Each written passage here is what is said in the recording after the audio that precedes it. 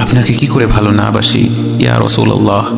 যখন আপনি আমাকে ভালোবেসেছেন সেই 1400 বছর আগে, যখন আপনি আমাকে মিস করতেন, আশা করতেন যেন আমার সাথে দেখা করতে পারেন, অথচ তখনও আমি জন্মই হইনি। সেদিন সাহাবীরা আপনার চোখে পানি দেখে বলল, ইয়া রাসূলুল্লাহ, আপনি কাঁদছেন কেন?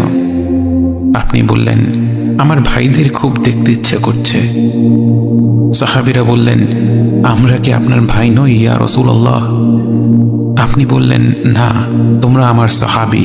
আমার ভাই হলো তারা যারা আমার পরে আসবে এবং আমাকে কখনো না দেখেও তারা আমাকে বিশ্বাস করবে।